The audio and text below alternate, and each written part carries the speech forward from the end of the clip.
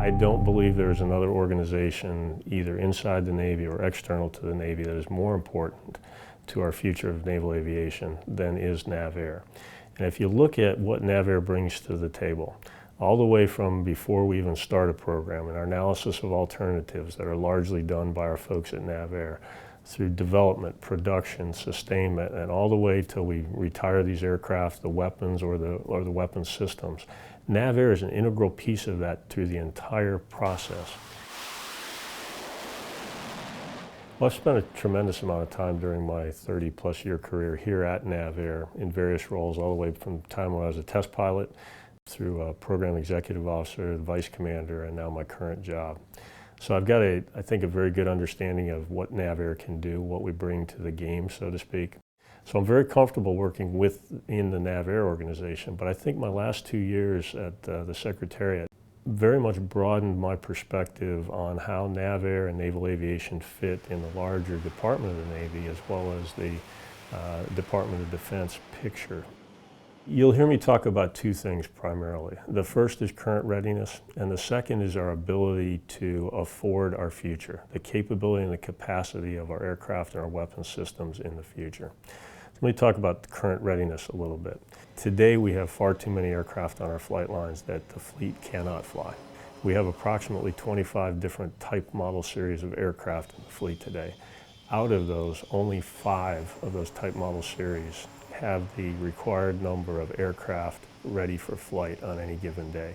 What that means is our squadron commanding officers are having to make trade-offs, whether it's a training mission or an operational requirement, on a daily basis because they do not have the required number of ready basic aircraft, RBA. So you'll hear us talking about the RBA gap, ready basic aircraft gap. And that's one of the things we have to go after. The second thing is about affordability and, more importantly, the speed with which we can bring capability and new capacity to the fleet. And if you look at our potential adversaries, they're delivering new capabilities to their warfighters more quickly than we're delivering new stuff to our sailors and Marines. I strongly believe we still have a technical advantage, but we no longer have a capacity. We don't have more stuff than our adversaries. So we have to double down on that technical advantage where we can, and that requires us to get additional new technologies into the fleet as quickly as possible.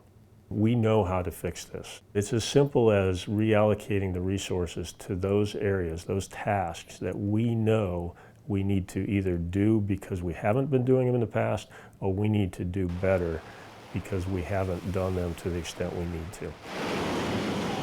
So I've asked our commanders, our Warfare Center commanders at NOC AD and NOC WD, as well as COMFRC, and our headquarters staff, to coordinate and collaborate with our program executive officers and our competencies to identify areas where we need to apply additional resources to address either of the problems that we've just discussed, current readiness or speed to the fleet.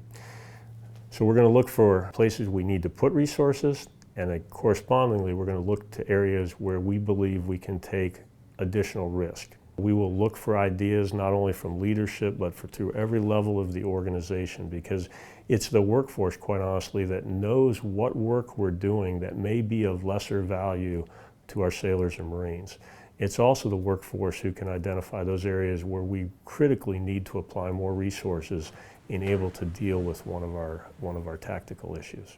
NAVAIR is a great place to work. No place else in naval aviation do we bring together everything that makes aviation tick.